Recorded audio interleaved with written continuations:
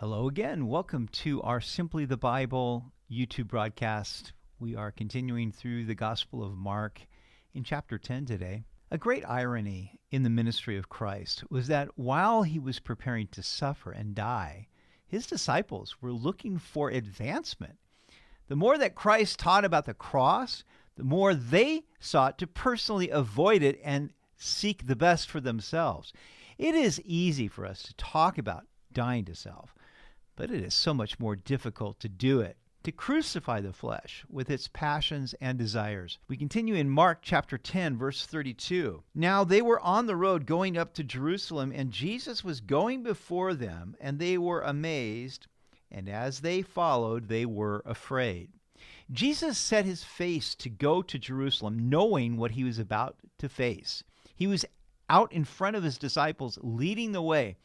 Jesus had already warned them twice that he would be rejected by the chief priests, betrayed, and killed. Then he would rise again on the third day. But they did not understand what he meant. And they were amazed that Jesus courageously faced the trouble ahead. But they were afraid to follow Jesus into this hornet's nest. Then he took the 12 aside again and began to tell them the things that would happen to him. Behold, we are going up to Jerusalem, and the Son of Man will be betrayed to the chief priests and to the scribes, and they will condemn him to death and deliver him to the Gentiles, and they will mock him and scourge him and spit on him and kill him, and the third day he will rise again. This was now the third time Jesus warned his disciples, and with each successive warning, he gave even more details about how he would be killed. Then James and John, the sons of Zebedee, came to him, saying, Teacher, we want you to do for us whatever we ask. And he said to them, What do you want me to do for you?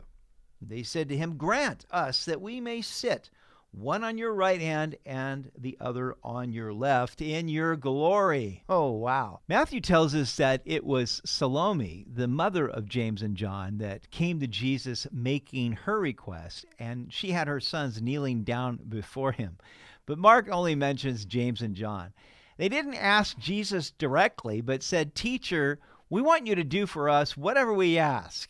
And when Jesus asked them what it was they wanted, they said, Grant us that we may sit, one on your right hand and the other on your left, in your glory. Now, it is amazing to me that they would make such an audacious request when Jesus had just told them he was going to die. But the same thing happened after Jesus predicted his death the second time. Then all the disciples disputed among themselves about who would be the greatest. It seems that they were just sort of waiting for him to pass by and then just grab whatever they could. You know, ambition is deeply rooted in humans, and being a follower of Jesus does not make us immune to it. There is a drive within us to strive for significance, to be the greatest.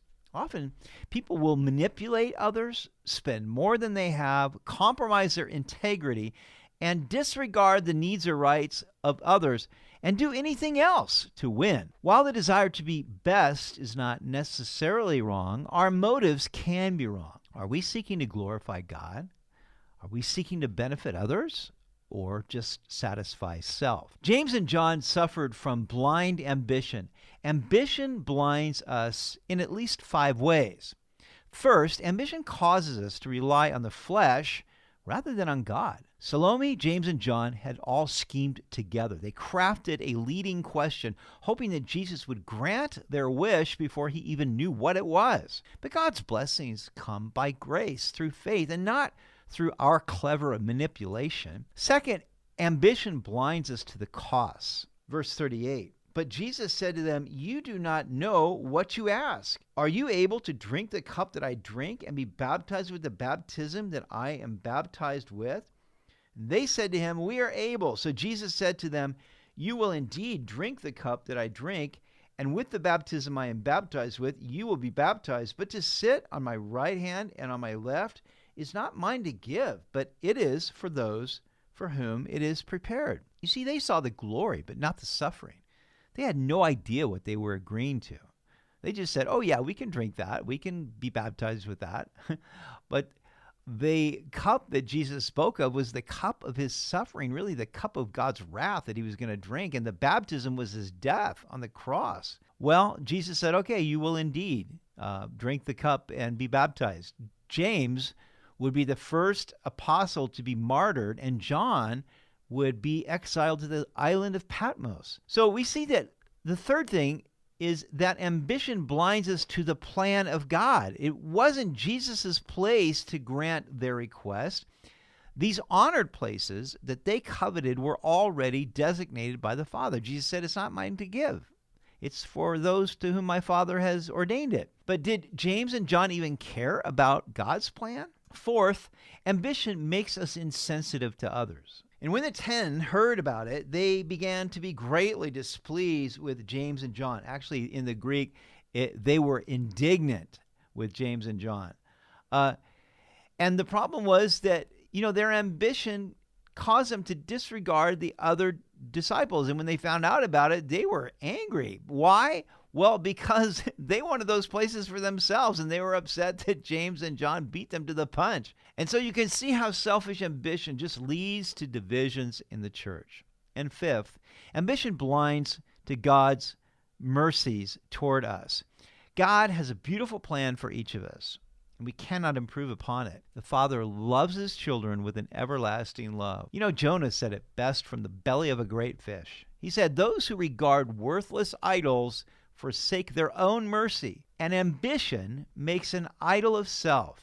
What a poor trade-off. But Jesus called them to himself and said, you know that those who are considered rulers over the Gentiles lord it over them, and their great ones exercise authority over them.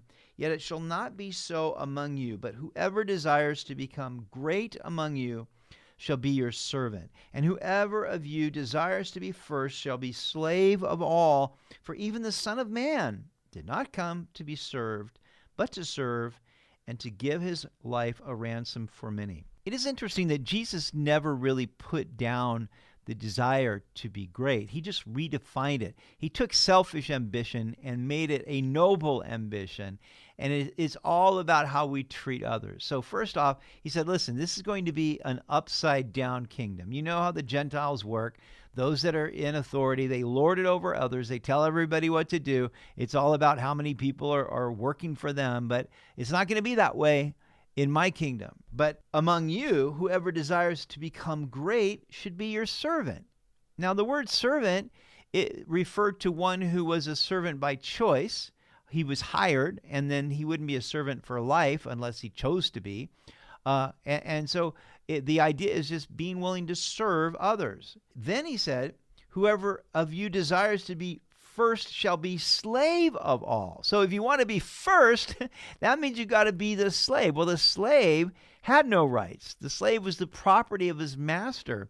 And so, Jesus is saying, listen, if you really want to be first, then be a slave. You have no rights. And really, to be a slave of Jesus is really what we're called to.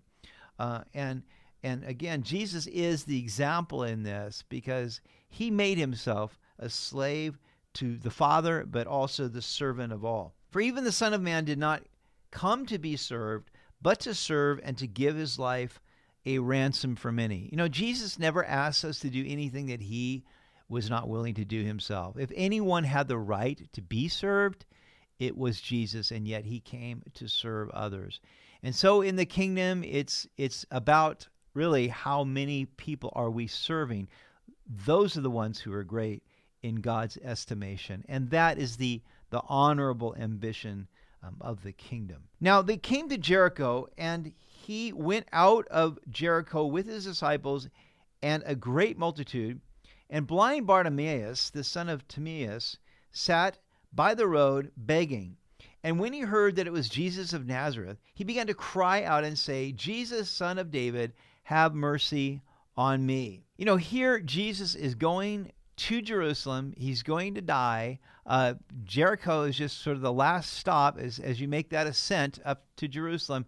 And yet Jesus is still on the lookout for people who need his attention. And here is blind Bartimaeus. Now he's in Jericho, and he realizes that Jesus is coming through, and this is like his only chance to ever see. And he knows it. And so he is a desperate man. And so he begins to cry out with a loud voice, saying, Jesus, Son of David, have mercy on me. And, everybody around him warned him. It says the many warned him to be quiet, but he cried out all the more, Son of David, have mercy on me. And he used the messianic title, Son of David. And he's crying out as loud as he can. He's desperate. And people are saying, hey, shh, be quiet. You're embarrassing us. And he didn't care. He didn't care because this is his only chance. And he wanted Jesus, and he wanted to get Jesus' attention. And so Jesus stood still and commanded him to be called.